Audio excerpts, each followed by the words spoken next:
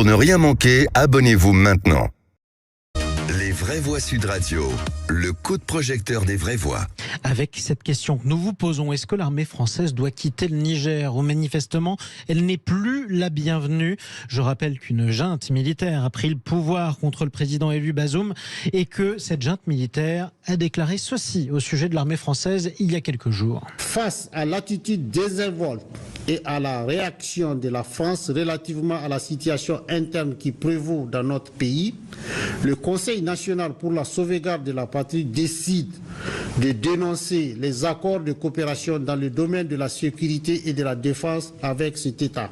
Il y a 1500 soldats français présents au Niger dans le cadre de la suite, évidemment ça s'appelle plus comme ça, de l'opération Barkhane. C'est presque la dernière présence française dans le Sahel avec les troupes qu'on a encore notamment du côté du Tchad et du côté de la Mauritanie. Est-ce que l'armée française doit partir de ce guêpier en quelque termes? On peut en parler avec notre invité Pierre de Jong. Bonsoir à vous. Bonsoir. Bienvenue sur Sud Radio. Bienvenue à vous, mon colonel. Vous êtes vice-président de l'Institut Thémis, ancien colonel des troupes de marine et auteur de ce livre, Agir entre les lignes, les sociétés militaires privées, Wagner, Blackwater, Mozart et les autres. C'est publié aux éditions Mareuil. On va reparler du groupe Wagner, les mercenaires russes, justement. Est-ce qu'ils vont bientôt remplacer l'armée française au Niger? Mais avant ça, faisons un point sur la situation. Je le disais, 1500 soldats français présents au Niger en vertu des accords que nous avons avec le gouvernement, renversés par les putschistes. Qu'est-ce qu'on va faire dans une telle situation dans les heures qui suivent? Ça va être quoi les actions de ces soldats français, Pierre de Jong? Alors vous savez, on est aujourd'hui entre le marteau et l'enclume. Pourquoi? Parce qu'on s'est réinstallé au Niger depuis à peu près un an, après notre départ du Mali. Et donc on a installé un dispositif qui était destiné théoriquement à lutter contre le terrorisme, avec 1500 soldats appuyés par le dispositif qui est actuellement en place à Djamena. Au passage, il n'y a rien en Mauritanie, il n'y a pas de troupes. Hein. Donc encore une fois, on a un dispositif qui est relativement resserré, relativement efficace, qui était destiné en fait à appuyer simplement l'armée nigérienne. En aucun cas est destiné, si vous voulez, à agir en première ligne.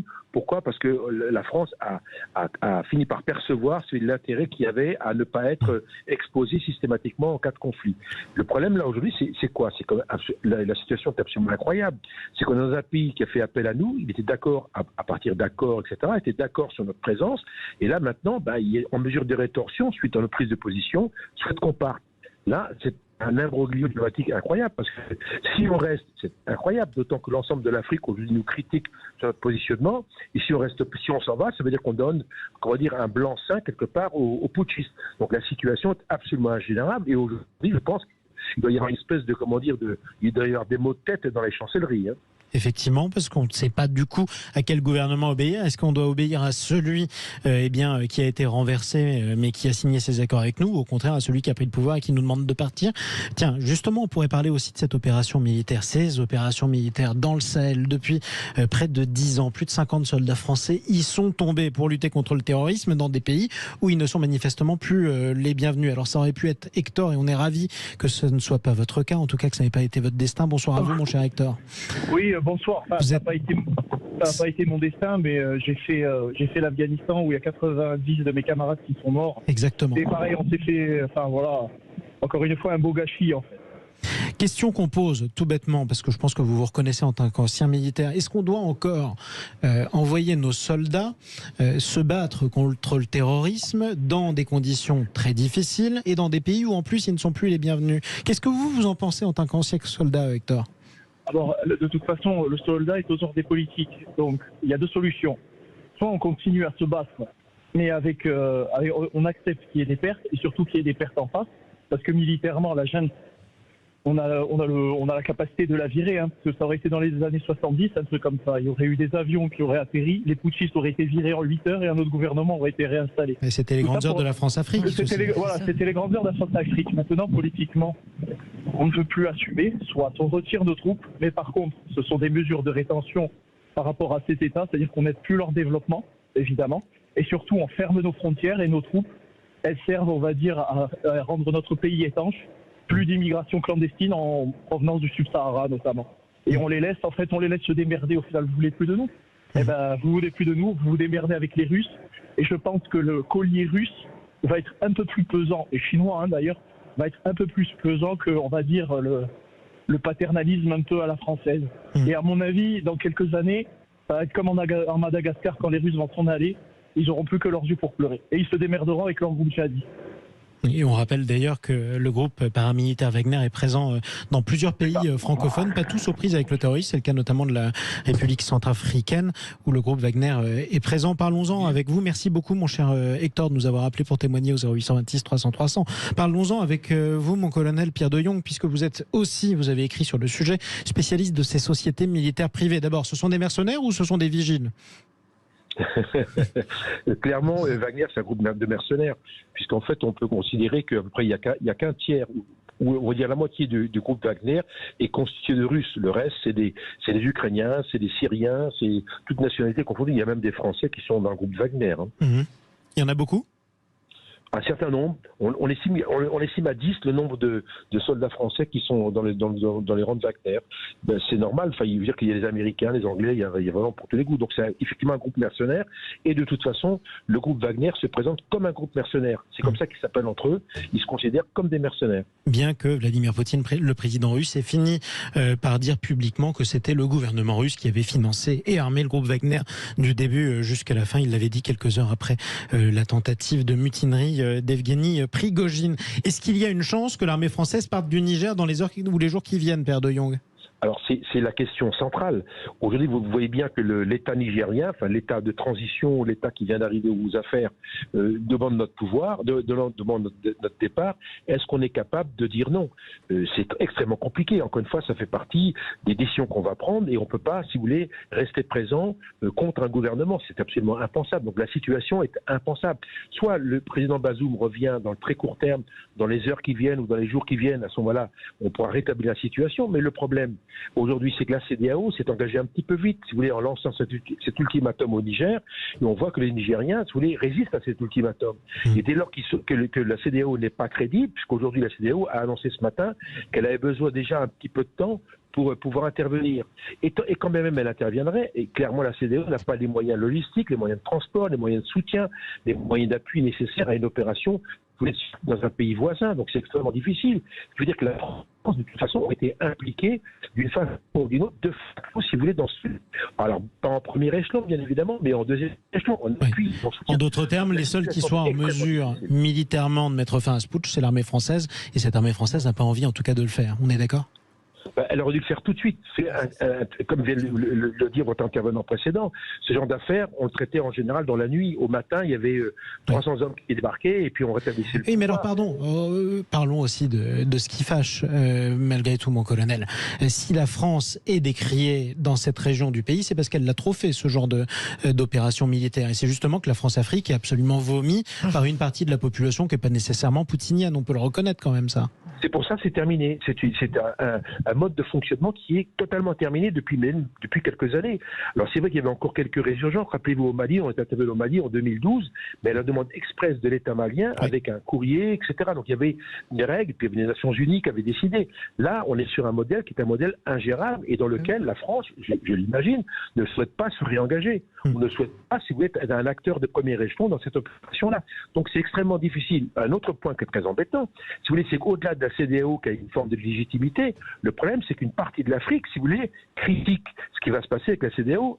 Les voisins, le Mali, la Guinée, évidemment le Burkina Faso, l'Algérie, même le Tchad aujourd'hui est plutôt sur un mode neutre. Donc on voit bien qu'une partie de l'Afrique, si vous voulez, est réfractaire à une opération militaire menée par la CEDEAO, éventuellement appuyée par la France ou par tout autre pays. Donc la situation est absolument ingérable. C'est ce qui me fait dire que j'imagine qu'il n'y aura absolument aucune opération militaire en provenance de la CEDEAO en direction du Niger dans les semaines qui viennent. Et donc il n'y en aura pas de française non plus, et donc les putschistes resteront au pouvoir. Écoutez, c'est un problème politique. À ce moment-là, il y aura une pression qui se mettra en place, une pression que je qualifie de diplomatique, de diplomatique, d'économique. Déjà, on a supprimé les vols Air France en direction de Niamey. Oui. On les a également supprimés en direction de Bamako et en direction de Ouagadougou. Donc la France prend des mesures de rétorsion. Mais malheureusement pour nous, c'est encore une fois une zone d'intérêt, une zone d'influence. Et malheureusement, si vous voulez, toutes les décisions qu'on va prendre, elles contrecarrent ou elles nous empêcheront de revenir plus tard. Donc si vous voulez, c'est une espèce de coupure. On essaie une espèce de coupure. Ce qui me fait dire quelque part, encore une fois, c'est que ce coup d'État au Niger, et c'est vraiment le pire cas qui puisse arriver. C'est un cas d'espèce, c'est le pire cas qu'on puisse gérer, dans lequel on a les pieds et poings liés. Si on intervient, on sera critiqué. Si on n'intervient pas, on sera critiqué dans tous les cas. Donc encore une fois, on est vraiment coincé. Effectivement, on est coincé. Faut-il rappeler nos soldats, en tout cas? Corinne Tapiro. Je ne sais pas s'il faut les rappeler. Ce qui est surtout étonnant, c'est que lorsqu'on s'engage sur des opérations comme celle-là, on doit bien, au moment où on s'installe, envisager les solutions de retrait. Et les solutions de retrait, à mon avis, elles auraient dû être déjà mises en œuvre, au moins sur une partie de nos soldats, parce que le premier ultimatum qui a été donné de 7 jours, bon, ils s'en sont moqués. C'est le Conseil national pour la sauvegarde de la patrie, ça s'appelle CNSP, s'en est moqué purement et simplement, et ça lui a permis en même temps d'obtenir une certaine compassion et en tout cas une certaine amitié, une éventualité d'alliance avec des pays tout autour. Moi, je voudrais savoir qu'est-ce que la France a réellement à perdre à retirer aujourd'hui ses troupes, puisqu'au final, elle est bien seule aujourd'hui au Niger. Pierre de Jong, en un mot. Alors, c'est un vrai sujet. Aujourd'hui, si vous voulez, si le gouvernement nigérien n'accepte pas ou souhaite que nous partions, nous allons partir.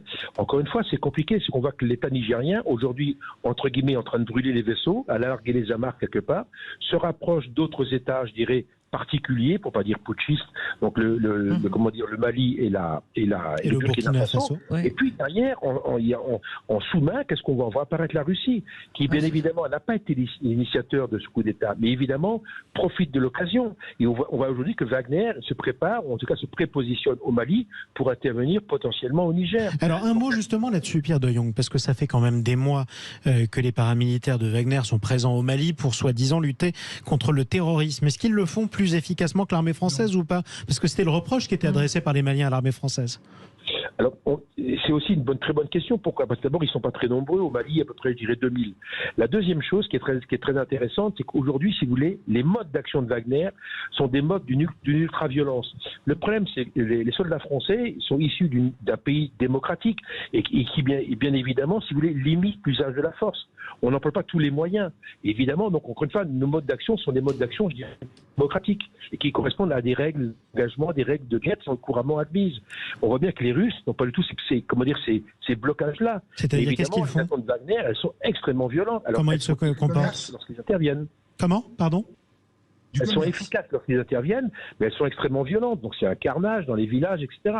Et ça, si vous voulez, on nous le reproche aujourd'hui. Encore une fois, les États du Sahel sont martyrisés par ce terrorisme. Et ils considèrent qu'aujourd'hui, la France et les États européens, de façon générale, ne sont pas capables de résoudre ce problème-là. Ça fait 10 ans qu'on est sur ce sujet-là. On n'arrive pas à le faire. Encore une fois, c'est un mode d'action qui ne font pas usage de la force de façon totale, vous voyez ce que je veux dire? Et donc les Russes proposent une autre solution, qui est vente d'armes, qui est Wagner, qui est une présence militaire massive, en tout cas très forte, mais en tout cas avec un usage de la violence qui est général et extrêmement massif. Désinhibé, on va le dire comme ça, en tout cas. Jean-Luc Benamias voulait intervenir.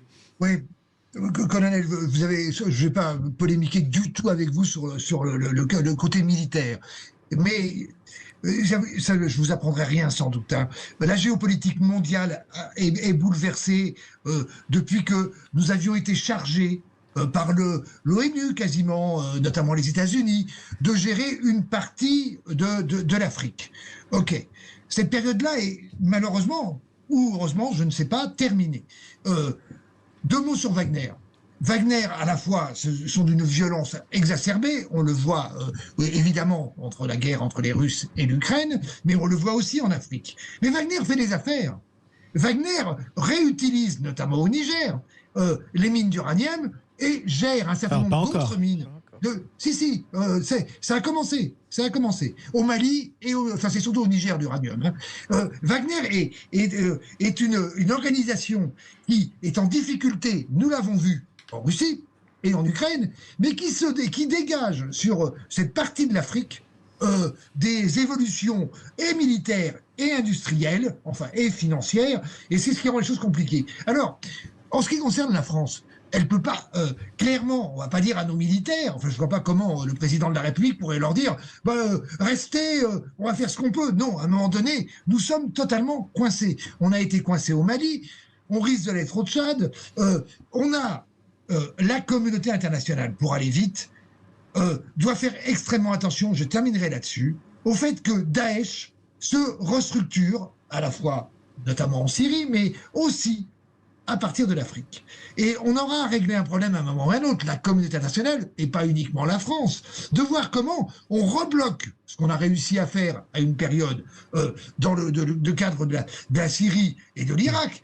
Mais on aura le même problème si en Afrique, tout d'un coup, on voit se redévelopper une véritable armée extrêmement, relativement puissante, si ce n'est extrêmement puissante, qui développera en Afrique ce qu'elle a essayé de développer dans les territoires syriens. La réponse dans quelques instants de Pierre de Jong. Philippe Boyaki, en quelques mots. Mes respects, mon colonel, merci pour toutes ces précisions. Je voudrais quand même rappeler qu'il reste encore quelques Français dans ce secteur. Il y a aussi des entreprises françaises et que le rôle de l'armée, effectivement, mon colonel l'a très bien souligné, c'est d'être à disposition des politiques, mais c'est aussi de protéger les intérêts de notre nation et nos ressortissants partout où ils sont dans le monde. Et c'est un des seuls pays qui n'abandonne jamais nos compatriotes, où qu'ils soient, même quand ils se sont mis eux-mêmes en danger. Et donc je voudrais quand même saluer ces femmes et ces hommes, nos anges gardiens, qui risquent leur vie pour des gens qui n'ont pas entendu les recommandations du Quai d'Orsay. Et donc par conséquent, il y a aussi des populations civiles qui vont être des dommages collatéraux. Je pense à ces Nigériens qui n'ont rien demandé et qui soutiennent l'ancien gouvernement. Donc qu'est-ce qu'on fait? Est-ce qu'on laisse la démocratie reculer pour donner un signe fort à tous ceux qui veulent déstabiliser le reste du monde par des coups de force, ou est-ce que on utilise, mais c'est, Jean-Luc l'a dit, nous avons un vrai problème de conscience par rapport à la façon de faire entre Wagner et nous qui sommes des humanistes, et des autres qui sont des barbares. Donc il y a un vrai dilemme qui se pose. Dans un instant, le mot de la fin du colonel Pierre de Jong, mais avant ça, au 0826 300 300, j'aimerais qu'on accueille Emmanuel. Quand on lit les réseaux sociaux, et notamment les commentaires des réseaux sociaux africains, il y a un reproche qui est souvent adressé à la France, et vous le partagez, ce reproche, Emmanuel. Bonsoir à vous. Bonsoir à tous. Disons que je le partage. Je vais me faire vilainement l'avocat du diable. Moi, je suis né en Afrique, j'ai grandi enfant en Afrique. Et en fait, il y a un point majeur sur lequel chacun d'entre nous souhaite fermer les yeux, c'est qu'en fait, on fait partie d'une grande hypocrisie globaliste. En fait, on pille l'Afrique, clairement. Quand vous dites on, la France ? Mais tous les pays occidentaux et développés, c'est ça qui nous fait peur, c'est qu'en fait l'Afrique se développe aujourd'hui. L'Afrique s'émancipe, la France-Afrique c'est fini. L'Afrique a décidé de taper du poing sur la table en disant maintenant ça suffit, on va se débrouiller tout seul, parce qu'en fait les ressources on les a. Et nous, on fait, si vous voulez, c'est compliqué de la position dans laquelle on est, mais je trouve ça délicat aujourd'hui de venir jeter l'opprobre en disant ouais c'est la Russie, ouais c'est Wagner, les gros méchants, et nous c'est les gentils, etc. Alors que nous, depuis 60 ans, on profite abondamment et parfois avec des méthodes terribles des ressources minières, enfin, je n'en passe, c'est des meilleurs, quoi, vous voyez. Donc, je voulais apporter cette touche-là, parce que aujourd'hui, il ne faut pas que l'Occident se fasse un peu la fleur bleue en disant, ah ben non, qu'est-ce qui se passe? Ben non, les gars, ça fait 60 ans qu'on leur marche sur la tête. Faut pas s'étonner à un moment donné que les gens se réveillent. Et en tout cas, le message est passé, et vous n'êtes pas l'avocat du diable. Tout le monde a la parole sur Sud Radio. Mon cher Emmanuel, profitez bien de la belle ville de Montpellier, d'où vous nous appeliez, au 0826 300 300. Le mot de la fin. Merci pour votre parole libre à chaque fois. Mais écoutez, on essaye. En tout cas, on est là pour ça. Parlons vrai sur Sud Radio et librement. Surtout, merci beaucoup, Emmanuel. Profitez de Montpellier. Mon colonel, Pierre de Jong, vous êtes toujours avec nous. Cet argument d'Emmanuel, on le lit souvent, on l'entend même souvent à la télé africaine, et pas seulement d'ailleurs. Est-ce qu'on a pillé l'Afrique pendant 60 ans et c'est le moment de partir? D'abord, actuellement, les temps ont vraiment changé, et l'Afrique a un nouveau regard sur nous, parce que l'Afrique s'est ouverte, l'Afrique elle s'est développée, l'Afrique s'est autonomisée, et ça, on l'a peut-être pas fait bien vu. Le deuxième point, je pense qu'honnêtement, on n'a pas pillé l'Afrique. Je pense qu'il y avait un rapport gagnant-gagnant qui s'est mis en place, sachant que les États africains, ça fait belle lurette que les États africains sont capables d'exprimer à la France ce qu'elle veut, ce qu'elle veut pas. Vous savez, moi je travaille en Afrique quasiment toute l'année, je croise en longueur d'année des Chinois, des Turcs, des Russes, des Américains, des Suisses, des Hollandais, des Allemands, que sais-je, évidemment. etc. Qui sont ouverts. Alors c'est vrai qu'il y avait une forme de prééminence française qui était liée à la langue. Il y avait un monopole auparavant qui n'existe plus, c'est ça que vous nous dites. Voilà, et là maintenant le Niger C'est une espèce de fin de partie. Ça, clairement, c'est un semence extrêmement important. Et il est temps, entre guillemets, comme on dit, il est temps de retirer les doigts de la prise. Parce que là, on est vraiment dans... Retirons les doigts de la prise. On va rester sur ce mot-là parce que la liaison téléphonique, malheureusement, se dégrade avec vous, mon cher colonel Pierre de Jong. Merci beaucoup d'être intervenu ce soir sur Sud Radio. Je rappelle aussi la référence de votre ouvrage pour tous ceux qui voudraient aller plus loin et se renseigner sur ces sociétés militaires privées. Agir entre les lignes, les sociétés militaires privées, Wagner, Blackwater, ça c'est pour les Américains, Mozart et les autres, c'est publié aux éditions Mareuil. Allez, restez avec nous sur Sud Radio. On est en plein été, on va essayer de se détendre un petit peu après ces sujets lourds et graves et on va vous proposer 5 petites minutes de bonheur. Du côté de la Ville Rose de Toulouse, on va vous proposer le Comédie Club. On va vous faire découvrir ce dont vous pourrez profiter ce soir à Toulouse. À tout de suite.